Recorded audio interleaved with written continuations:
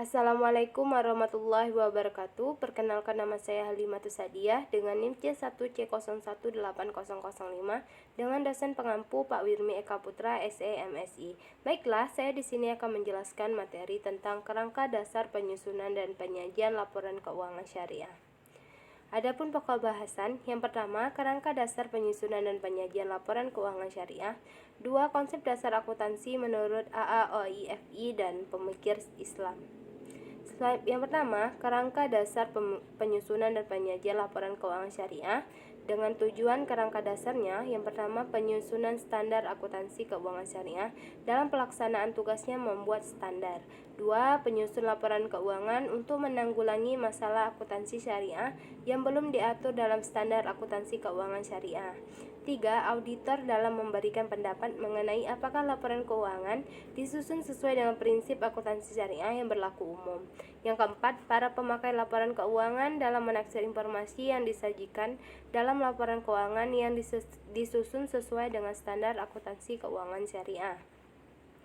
Selanjutnya, pemakai dan kebutuhan informasi. Yang pertama, investor sekarang dan investor potensial, pemilik dana akad, pemilik dana syirkah temporer, pemilik dana titipan, pembayar dan penerima zakat, infak, sedekah dan wakaf, pengawas syariah, karyawan, pemasok dan mitra usaha lainnya, pelanggan, pemerintah serta lembaga-lembaganya, dan terakhir masyarakat.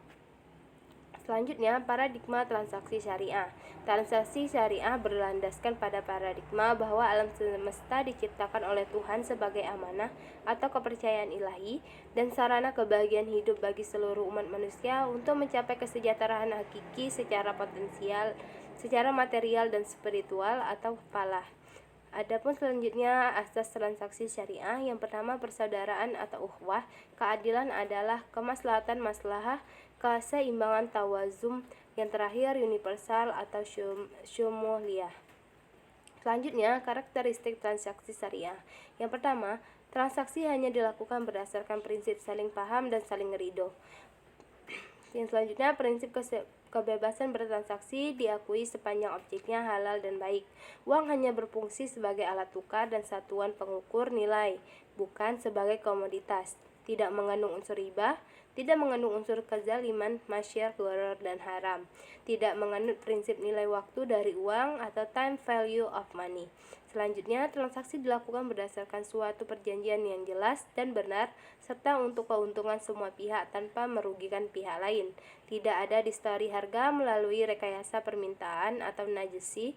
Tidak mengandung unsur kolusi dengan suap menyuap atau risyawah. Selanjutnya, tujuan laporan keuangan. Tujuan utama laporan keuangan adalah untuk menyediakan informasi menyangkut posisi keuangan, kinerja, serta perubahan posisi keuangan suatu entitas syariah.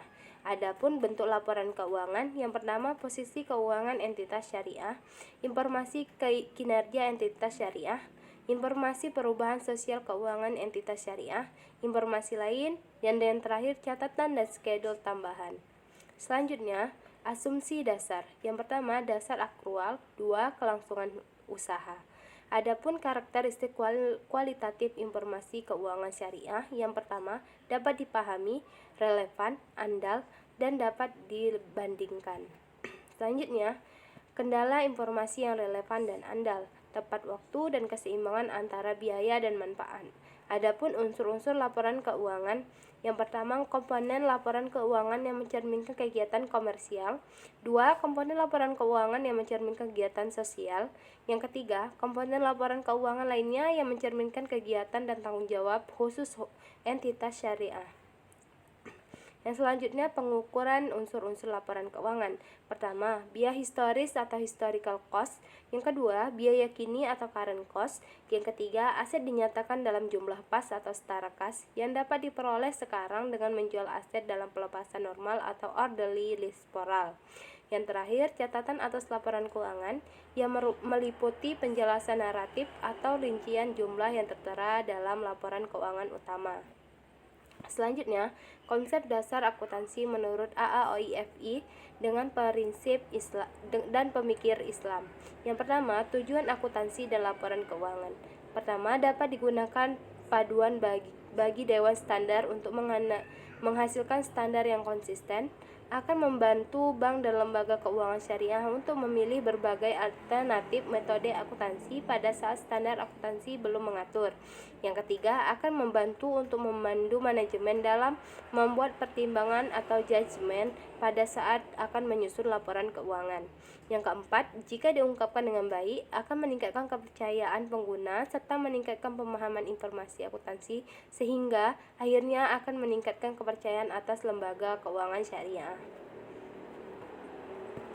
Selanjutnya, pemakai dan kebutuhan informasi menurut AAOI dan pemikir Islam. Pertama, pemegang saham, pemegang investasi, pemilik dana bagi deposan bank, pemilik dana tabungan, pihak yang melakukan transaksi yang bisnis, pengelola zakat, yang terakhir pihak yang mengatur. Selanjutnya, paradigma transaksi syariah menurut AAOI dan pemikiran Islam.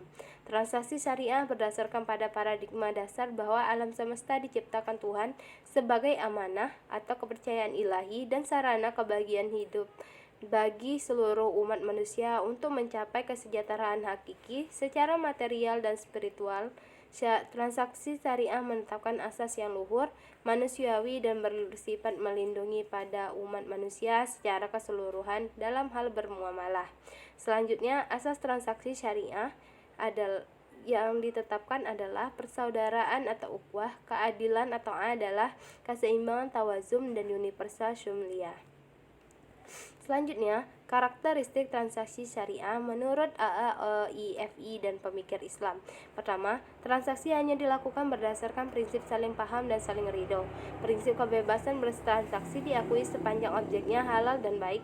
Uang hanya berfungsi sebagai alat tukar dan satuan pengukur nilai, bukan sebagai komoditas. Tidak mengandung unsur riba, kezaliman, maisir, dan goror dan haram.